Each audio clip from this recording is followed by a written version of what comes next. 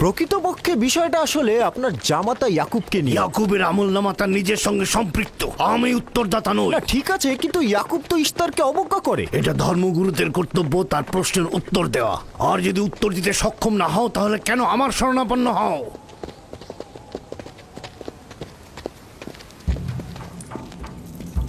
খোদার চাইতেও বড় খোদা মহান ইস্তার রাগান্বিত হয়েছেন। আমি দুর্ভিক্ষ দেখতে পাচ্ছি, যা ফারদানের জনগণের জন্য শুষ্ক মৌসুম আর মৃত্যুর কারণ হতে যাচ্ছে। জনাবে আলী, আমি তার আপনি একটু মধ্যে অপেক্ষা করুন, আমি শোকার্ত ধর্মগুরুকে অবস্থা খবর দেখতে দিচ্ছি। মহান ইস্তারকে সে রাগান্বিত করেছে। এ অপমান ইস্তার সহ্য করতে পারছেন না। কেউ একজন ইস্তারকে খেপিয়ে তুলেছে। যে মহান খোদাকে অপমান করেছে সে দ্রুতই শাস্তি পাবে। মহান ইস্তার তার বলি চাচ্ছেন। লাবান, কেন তোমার ভাগিনে ইয়াকুবের কুফরি বন্ধ করছো না? তোমরা তো ব্যাবিলনের জনগণের ইমানের মালিক, তার প্রশ্নের জবাব দিয়ে দাও। আমি তো গভর্নর, ধর্মগুরু নই। কিন্তু সে তোমার ভাগিনা এবং তোমার কন্যাদের স্বামী। আমি ফারদানের শান্তি আর নিরাপত্তায় নিয়োজিত, আমার ভাগিনার কার্যাবলী দেখার জন্য নয়। এই কারণেই তাকে শান্ত করতে হবে। সে ফারদানের শান্তি নষ্ট করছে। ফারদানের শান্তি ফিরিয়ে আনতে হবে, তা না হলে অতি দ্রুত ফারদানের বুকে দুর্ভিক্ষ নেমে আসবে, আর এটার দায়ভার সম্পূর্ণ ইয়াকুবের। কি করে করি বলো? ইয়াকুব এখানে ভেড়া রক্ষণাবেক্ষণের প্রধান ব্যক্তি, অর্থনৈতিক চালিকা শক্তিও বটে। আর ও কিনা হয়ে গেল এখানকার বদখদের প্রধান কারণ। হ্যাঁ, কারণ ও এখনো ইস্তারের কুফরি করেই যাচ্ছে। ইয়াকুব তো ব্যাবিলনের খোদাদের উপর ঈমান আনেনি, কিন্তু তারা তো কিছু বলেনি। ব্যাবিলনের খোদাদের প্রতি ঈমান না আনলেও তাদেরকে কখনো অবজ্ঞা করে কথা বলেনি। কিন্তু এখানে তো সে মহান ইস্তারকে অবমাননা করেই চলেছে। তুমি অবশ্যই তাকে শান্ত করবে। অবমাননা করে? অবশ্যই করে। তুমি কি কখনো ভেবে দেখেছো যে ব্যাবিলন রাজ্য কেন তোমাকে নিয়োজিত করেছে? তাহলে এটাও জেনে রাখো কেন আমাকে গভর্নর নিয়োগ করা হয়েছে। উত্তম হলো এটা জানা যে আমি ব্যাবিলন থেকে ফরমান গ্রহণ করি, না তোমাদের থেকে, না তোমাদের ইস্তার থেকে। যদি ইস্তারের মন্দিরের ধর্মগুরু বাবেলে এই কথাগুলো তুলে ধরেন তবে কোনো অসুবিধে নেই তো?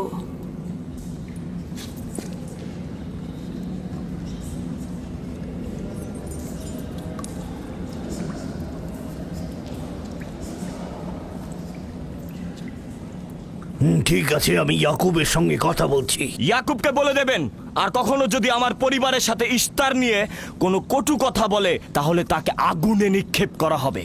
কুকুরের ছানা তার বাবা মার কাছে ঘেউ ঘেউ শেখার আগে নেকড়ের কাছে ছিন্ন ভিন্ন হয়ে যায়।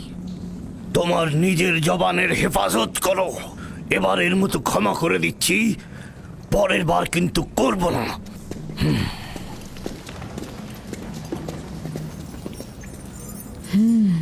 সবাই শুনে রাখো, যদি দুর্ভিক্ষের কারণে আমার ফসল নষ্ট হয় তবে ইয়াকুব আর তার পরিবারের কাউকে আমি জ্যান্ত রাখবো না। দেখা যাক না, একবারই তো কোনো কথা বলে লাভ নেই।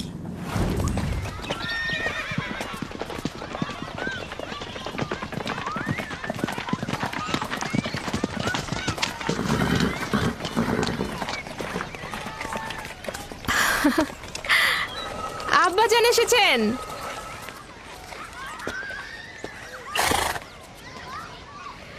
আসসালামু আলাইকুম আব্বাজান, এবার অনেকদিন পর এলেন।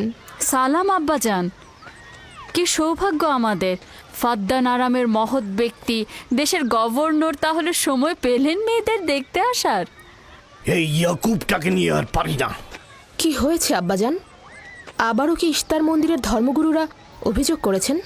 তার মানে ফারদানের এইসব দাঙ্গা হাঙ্গামা ধর্মগুরুদের ষড়যন্ত্র। ইয়াকুব এগুলোর সঙ্গে জড়িত নয়, তাই তো? আব্বাজান, আপনি খুব ভালো করেই জানেন ইয়াকুব রেসালাত আর নিজের কাজ ছাড়া অন্য কিছুই করে না। কয়েক হাজার বছরের প্রচলিত ইস্তার মন্দিরের সঙ্গে তার কি কাজ? যদি সে এটাই চায় যে সে তার পিতামহের দিন প্রচার করবে, তাহলে সে আমাদের পরিবারের সঙ্গে করুক। কিন্তু মানুষের বিশ্বাসকে কেন অবমাননা করছে? আমার মনে হয় আব্বা আপনি ভুল করছেন। সে অবমাননা করছে না, সত্য প্রচার করছে। আব্বাজান, কিছু মনে করবেন না। ইয়াকুব আসলে এক খোদার প্রতিনিধি হয়ে তার নিয়মকানুন সম্পর্কে জনগণকে সচেতন করে তুলছেন, যেটা তার কর্তব্য বলে মনে করছেন। যেরকম আপনার কর্তব্য ফাদ্দানের জনগণের নিরাপত্তা প্রদান করা। তোমরা তার মতো কঠোর ও বেপরোয়া হয়েছ। আমি যদি চাই দায়িত্ব পালন করতে, তাহলে তোমরা মরুভূমিতে ভবঘুরে হয়ে ঘুরবে। আব্বাজান, আমি আর আমার বোন লিয়া আমাদের স্বামীর দিনে অটল আছি, তাই এক খোদার আইন বাস্তবায়নে আমরা তাকে সাহায্য করেই যাব। তোমরা সবাই দেওয়ানা হয়ে গেছো। তোমরা কেউ আমার অবস্থার কথা চিন্তা করছো না। তোমরা কি জানো, ব্যাবিলনের ধর্মগুরু যদি জানতে পারে আমার ভাগিনা ইস্তারের বিরুদ্ধে অপপ্রচার চালাচ্ছে, তাহলে আমার কি অবস্থা হবে ভাবো। আমি তখন কতটা বিপদে পড়বো। ইয়াকুবের খোদার শক্তি ওই বাবেলের মন্দিরের ইশতারের থেকে অনেক বেশি। আব্বাজান, আমাদের উচিত হচ্ছে আমাদের নিজেদের খোদাকে ভয় করা, ওই পাথরের খোদাকে নয়। আমার না তার খোদার সঙ্গে কোনো কাজ রয়েছে, না এদের খোদা। শুধু বলবো ইয়াকুবের কোনো অধিকার নেই ফাদ্দানের লোকের কাছে আমার অবস্থান নড়বড় করে দেয়া। কি হয়েছে রাহেলা? রাহেলা, রাহেলা, কি হয়েছে রাহেলা?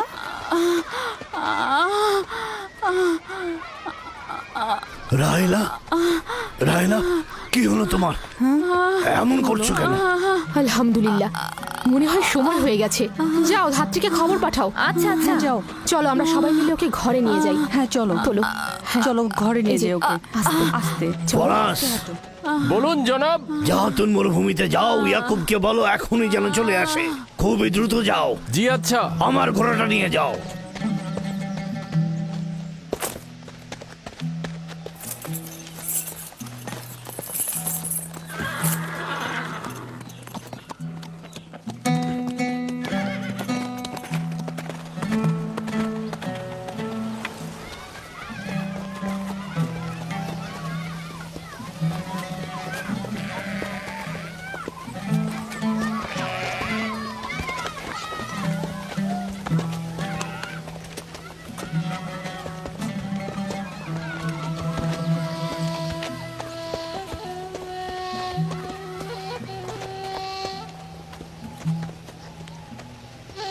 রাখালেরা চতুষ্পদী প্রাণীগুলোকে হেদায়েত করে, আর নবুয়াত ইনসানদের হেদায়েত করে থাকে।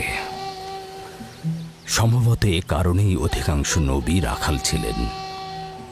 আমি ইসরায়েল ভেড়াগুলোর সঙ্গে আমার সন্তানদেরও মরুভূমিতে নিয়ে এসেছি, যাতে তারা হেদায়েত গ্রহণ শিখতে পারে।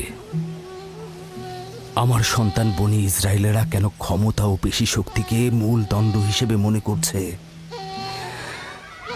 আমি তো তাদেরকে পেশি শক্তি বা জোর করে চাপিয়ে দেওয়া কোনো কিছু শিক্ষা দেইনি। তোমরা কি শুরু করলে? তোমরা কি শুরু করলে? ওঠো, ওঠো শামুন, ওঠো। আমার উত্তরাধিকারী ও পরিবারের প্রধান সেই হবে যে খোদাকে সবচাইতে বেশি ভালোবাসবে। ইব্রাহিম ও ইসহাক ছিলেন সর্বোৎকৃষ্ট। তার মানে এই নয় যে তারা অধিক শক্তিশালী ছিলেন। শক্তি দিয়ে সবকিছু জয় করা যায় না।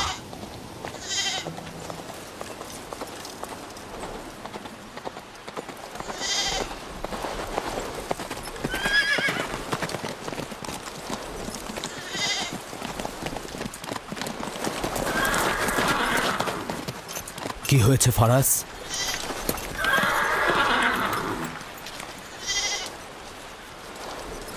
তোমরা ভেড়াগুলোকে নিয়ে আসো।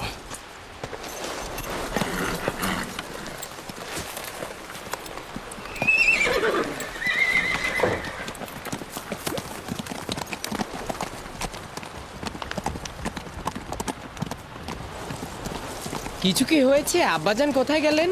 কিছুই না, ভেড়াগুলোকে একত্রিত করো, আমরা ফিরে যাব।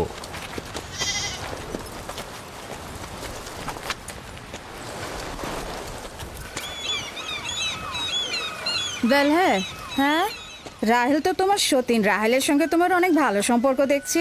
ওই সন্তান না থাকায় ভালো সম্পর্কটা ছিল। রাহেলের সাথেও ভালো সম্পর্ক ছিল, ওই ইয়াকুবের সাথেও ভালো সম্পর্কটা ছিল। আমার সন্তান নেই, তার সন্তান হচ্ছে, ভালো সম্পর্কটা থাকে কি করে? এমন ভাবে বলছো কেন?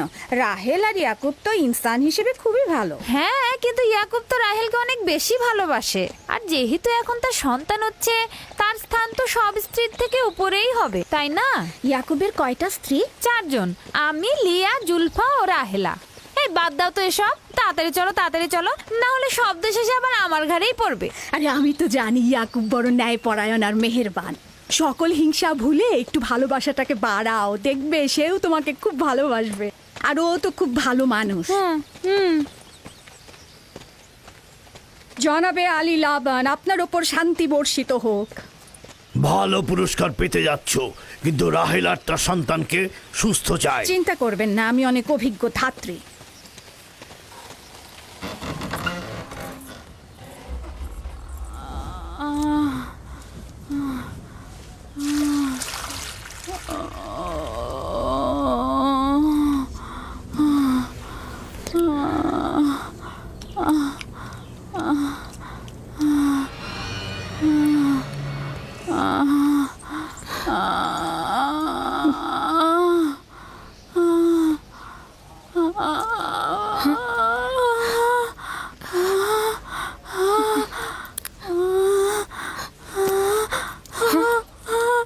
চিন্তা করো না, সব ঠিক হয়ে যাবে, খোদা মহান।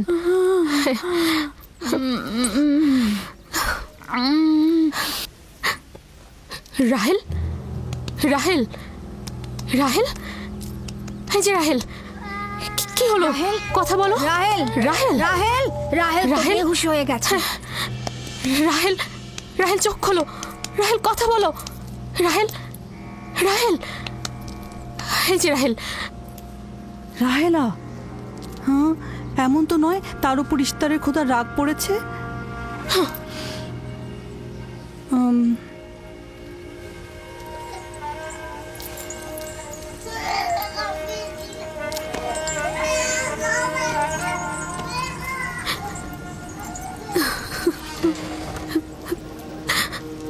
ওকে রাখো।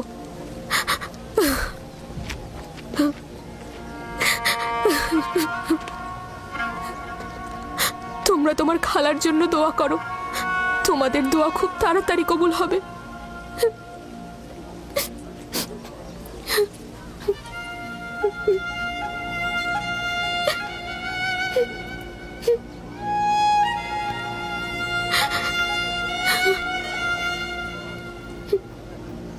তোমরা কাজ করছো না কেন?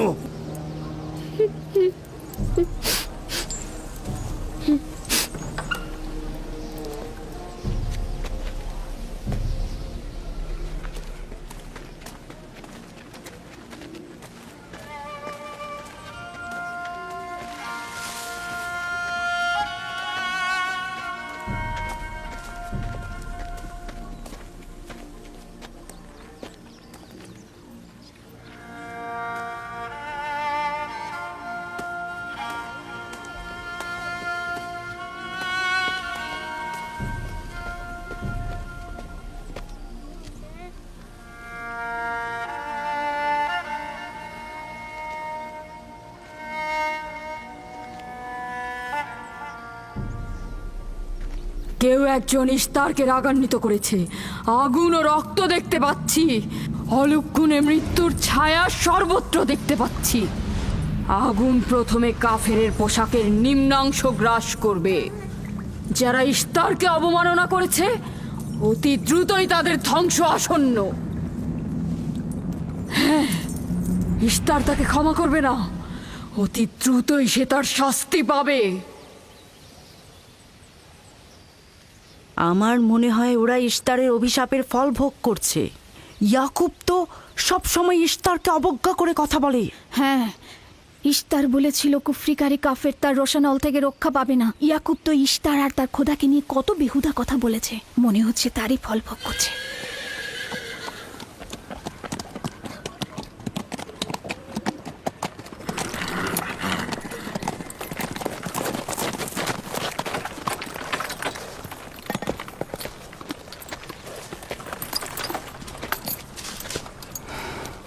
রাহেলের অবস্থা কেমন? আমি কিছু বলতে পারছি না।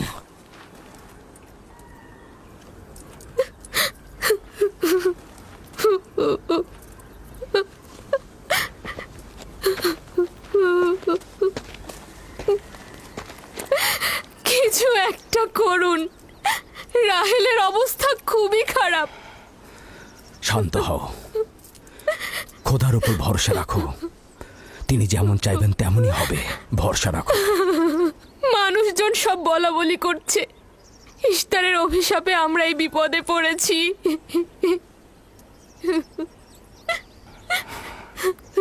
খুব ভালো। এবার দেখা যাক রাহেল ও তার সন্তানের খোদা সবচাইতে বেশি শক্তিশালী, নাকি ওই ইশতারে খোদা। খোদা রহম করো। তোমরা রাহেলের দিকে লক্ষ্য রেখো, আমি একটু আসছি। কোথায় যাচ্ছেন? আমাদের এই অবস্থায় ফেলে যাবেন না। শান্ত থাকো, আমার একাকিত্বের প্রয়োজন। তুমি খোদার সঙ্গে যা করার করো, আমি হাত পা গুটিয়ে বসে থাকতে পারবো না। আমি অবশ্যই হেকিমি চিকিৎসার ব্যবস্থা করব। আমি চিকিৎসকের নিকটে যাচ্ছি, প্রকৃত চিকিৎসক।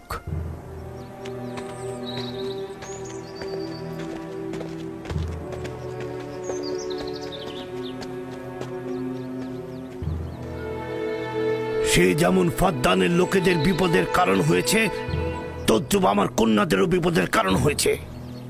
জানি না ওর সঙ্গে কি করব।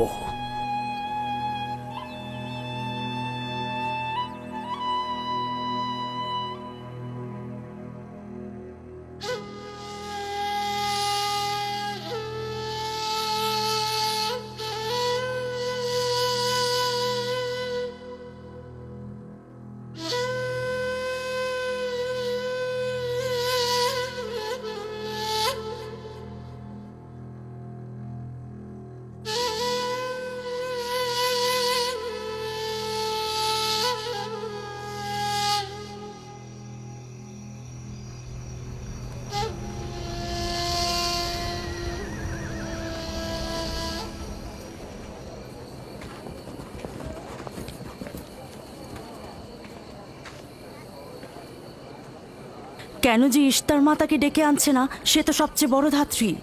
হ্যাঁ, তারা বলছি। জনাব লাবান, ইশতারের কাছে লোক পাঠান। ধাত্রী হিসেবে সে কিন্তু সবচাইতে ভালো।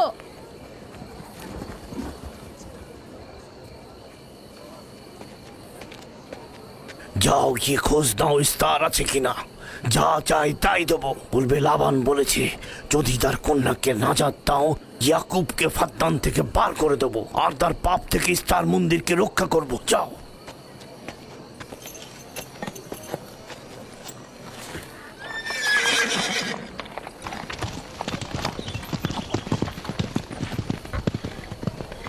ইয়াকুব ইশতারের খোদাকে অপমান করেছে। ইশতারকে অবমাননা করার শাস্তি এইরকমই হয়। তোমাদের চেঁচামেচি বন্ধ করো।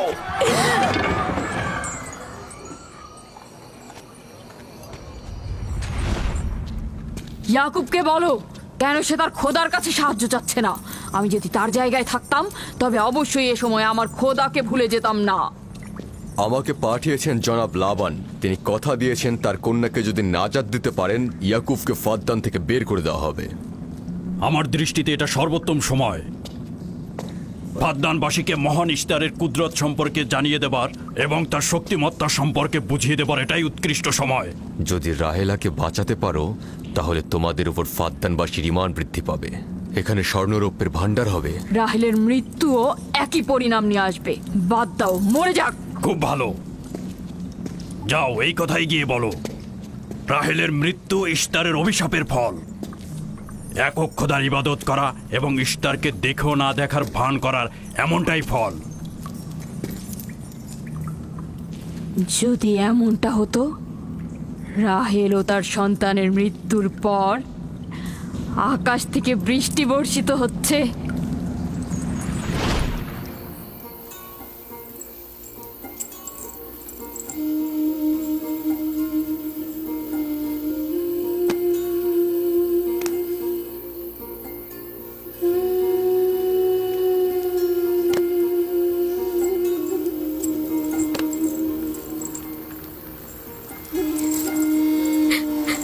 রাহেল, রাহেলা, রাহেলা, তুমি শুনতে পাচ্ছ? এই যে, রাহেল। কি করছো এসব? আরে ধোঁয়া দিয়ে জ্ঞান ফেরাতে হবে, না হলে মা বাচ্চা মারা পড়বে। এই ধোঁয়া তাকে মেরে ফেলবে, সুস্থ করবে না।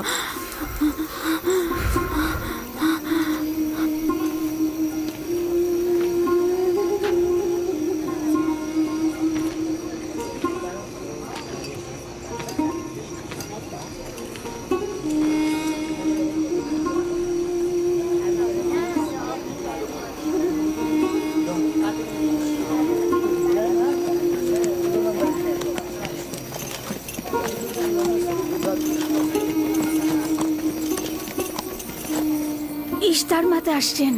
দেখা যাক এবার কার খোদা বিজয়ী হয়, ইয়াকুবের খোদা নাকি মন্দিরের খোদা।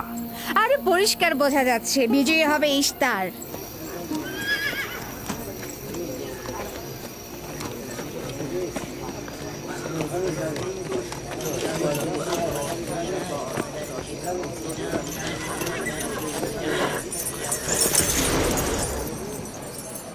লাবান, আমার কথায় কষ্ট পেয়েছো তাই না?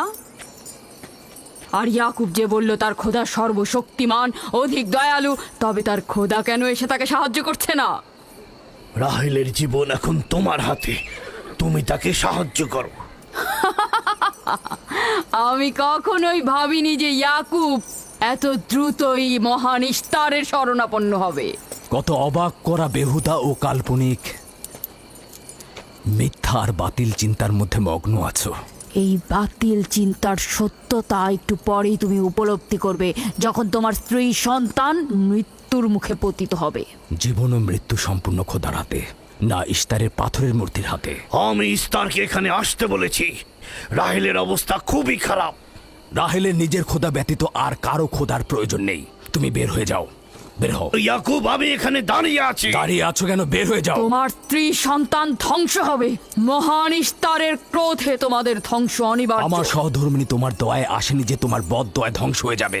তুমি বের হয়ে যাও। ফারদানের জনগণ, এই লোক নিজের জন্য কোনো রহম নিয়ে আসেনি এবং সে তোমাদেরও কোনো রহম দিতে পারবে না। সে তোমাদের জন্য যেমন দুর্ভিক্ষ নিয়ে আসছে, তেমনি তার স্ত্রী পুত্রের জন্য মৃত্যু ডেকে নিয়ে আসছে। অতি দ্রুতই তোমরা ইশতারের কুদরত দেখতে পাবে। তোমার কারণে আমার কন্যার জীবন যদি বিপন্ন হয়,